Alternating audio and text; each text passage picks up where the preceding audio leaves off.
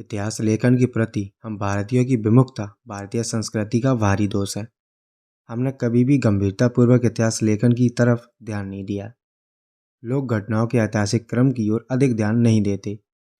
हम घटनाओं के कालक्रम को लिपिबद्ध करने में बहुत असावधानी से काम लेते हैं, और जब कभी ऐतिहासिक जानकारी के लिए दबाव डाला जाता है तो उत्तर देने में समर्थ ना होने पर हम कोई कहानी सुनाना शुरू कर देते हैं।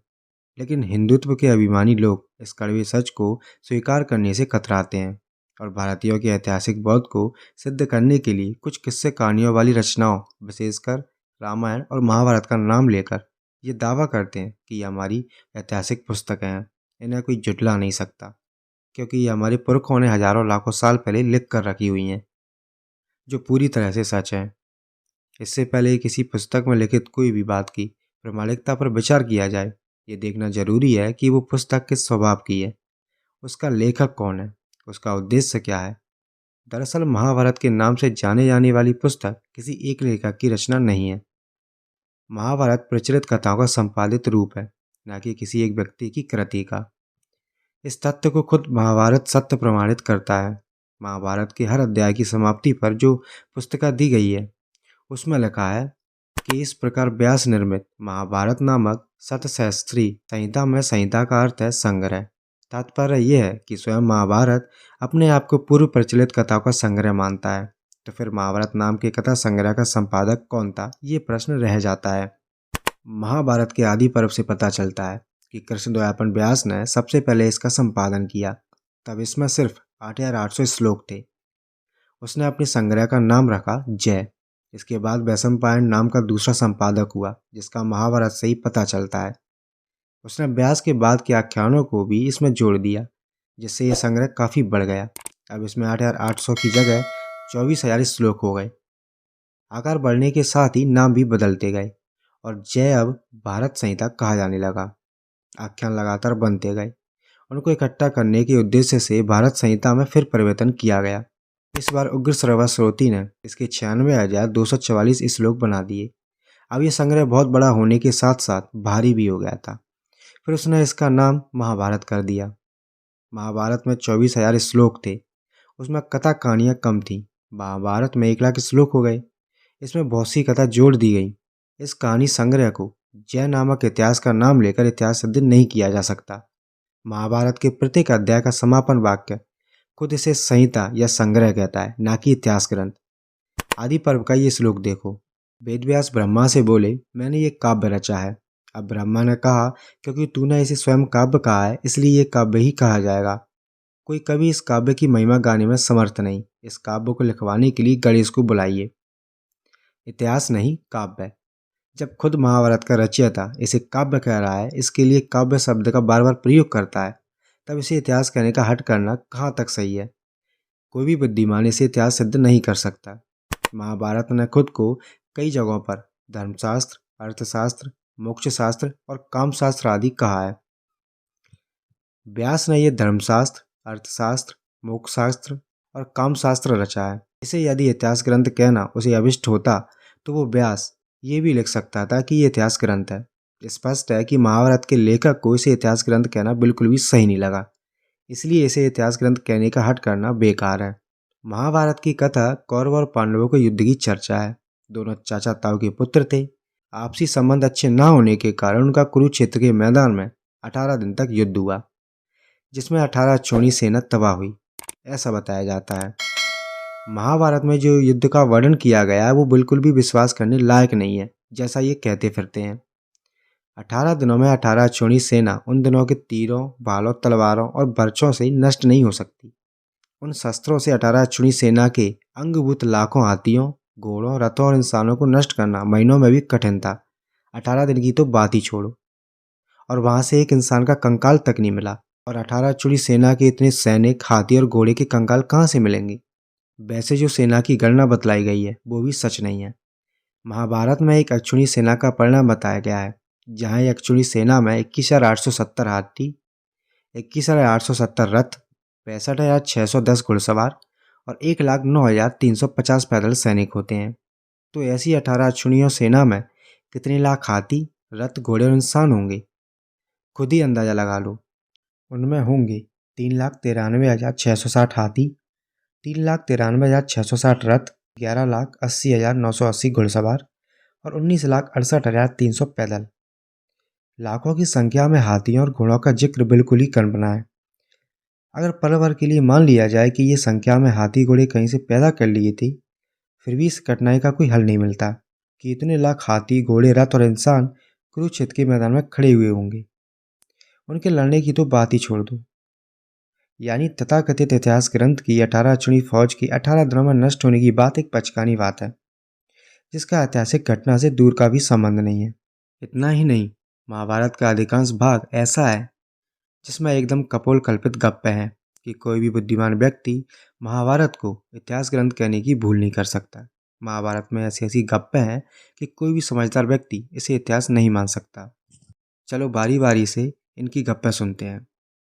महाराजा शशबिंदु की 1,00,000 रानियां थीं। हर एक रानी के पेट से 1,000 पुत्र जन्मे। कुल मिलाकर राजा के 10 करोड़ पुत्र हुए। तब राजा ने एक यज्ञ किया। उसने हर एक पुत्र एक एक ब्राह्मण को दान में दिया। हर एक पुत्र के साथ 100 रथ और 100 हाथी दिए। कुल मिलाकर 10 अरब रथ और 10 अरब हाथी बने। इसके अलावा हर एक पुत्र के साथ 100 युवतियां दान की, यानी 10 अरब युवतियां हो गई।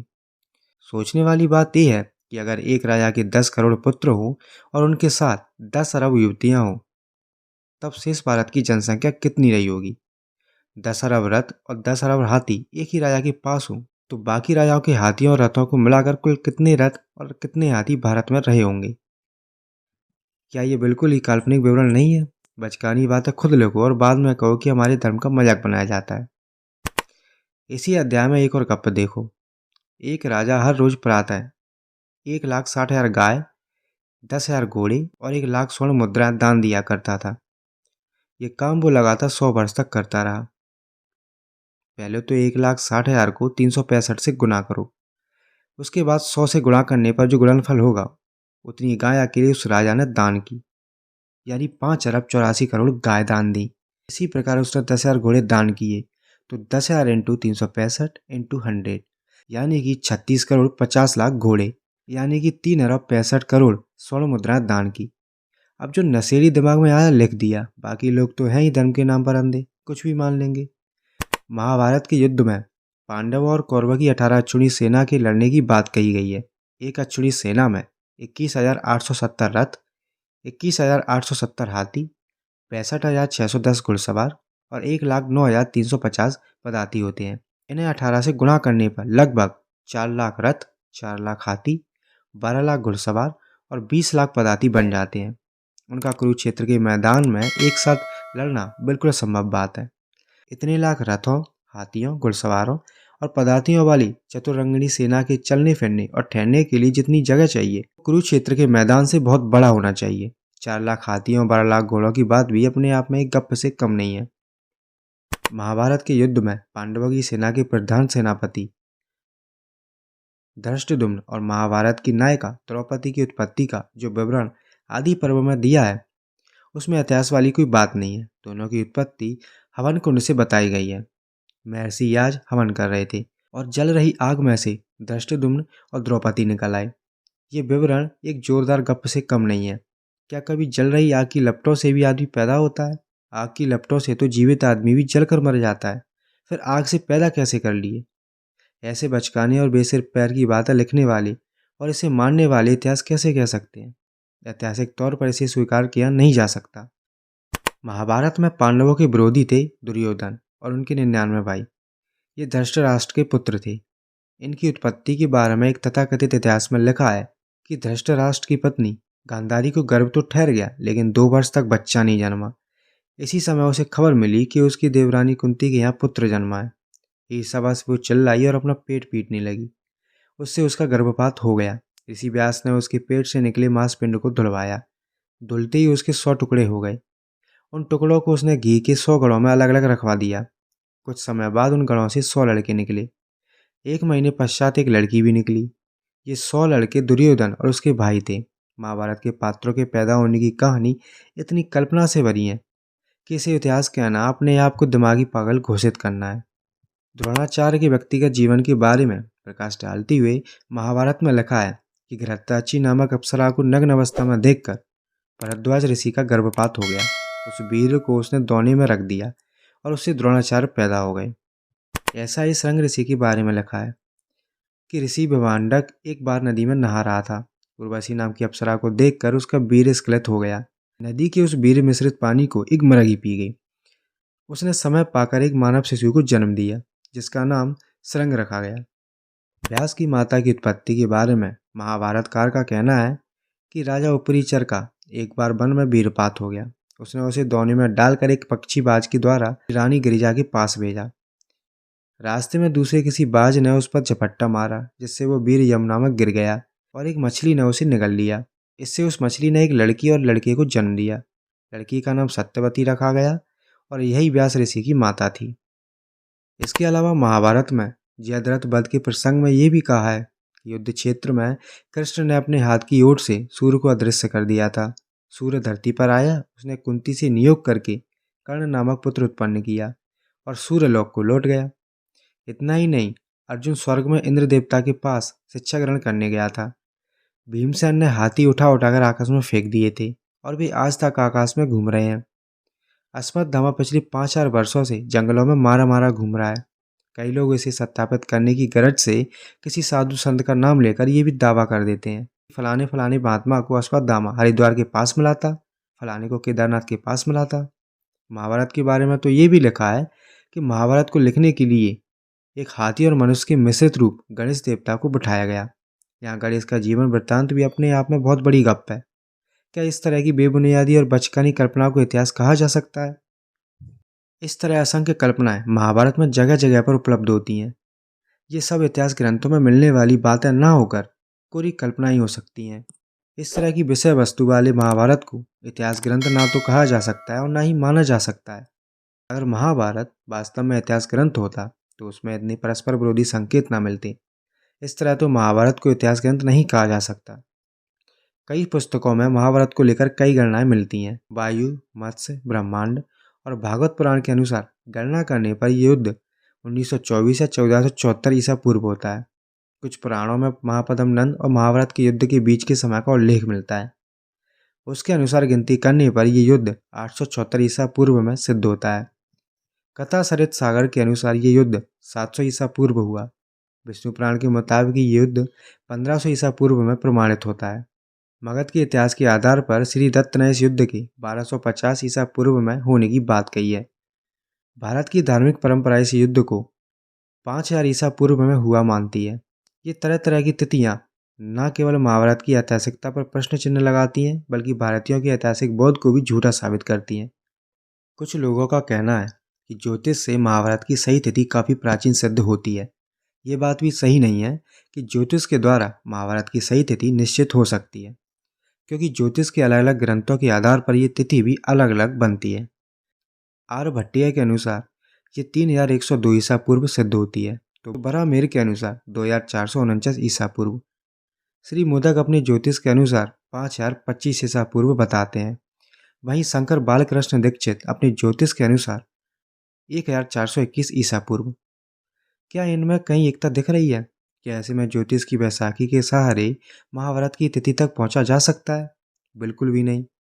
कुछ लोग महाभारत की ऐतिहासिकता को प्रमाणित करने के लिए एक तर्क प्रस्तुत करते हैं कि महाभारत में कुरुक्षेत्र और अन्य ऐतिहासिक स्थलों के साथ साथ कृष्ण, कौरवों, पांडवों और उनके समय के अन्य कई ऐतिहासिक व्यक्तियों का वर्णन आता है। इसलिए महाभारत की ऐतिहासिकता खुद सिद्ध होती है। ये तर्क भी सही नहीं है, क्योंकि किसी पुस्तक में किसी ऐतिहासिक व्यक्तित्व या ऐतिहासिक स्थान का वर्णन मिलना इस बात का प्रमाण नहीं है कि वो पुस्तक ऐतिहासिक ग्रंथ है। पृथ्वीराज रासो में पृथ्वीराज नामक ऐतिहासिक व्यक्तित्व का वर्णन मिलता है। उसमें कई वास्तविक स्थानों का भी नाम उल्लेख है, लेकिन इतना होने पर भी विद्वान उसे ऐतिहासिक ग्रंथ नहीं मानते, क्योंकि उसमें वर्णित वृत्तांत अन्य साधनों से प्राप्त ऐतिहासिक तत्वों से मेल नहीं खाते। यही हाल महाभारत का है। उसमें भारत के कुरुक्षेत्र आदि स्थानों का वर्णन है और कृष्ण आदि व्यक्तियों की बात भी इसमें मिलती है, लेकिन क्या कृष्ण का या बाकी के पात्रों का जन्म विवरण भी प्राकृतिक सिद्ध हो पाया है, जो केवल इसी आधार पर इसे इतिहास ग्रंथ मान रहे हैं? महाभारत को इतिहास ग्रंथ कहना तो दूर रहा, इतिहास पर आधारित ग्रंथ कहना भी बेकार है। प्राचीन भारतीयों में ऐतिहासिक बोध नाम की कोई चीज नहीं थी। महाभारत और रामायण को इतिहास ग्रंथ कहने वालों के सभी तर्क तत्वों के सम्मुख ठहरने में असमर्थ हैं। इसकी विषय वस्तु काल्पनिक और पौराणिक है। महाभारत में इतना विश्लेषण करने और तत्वों को देखने पर तथाकथित महाभारत इतिहास सिद्ध नहीं हो सकती।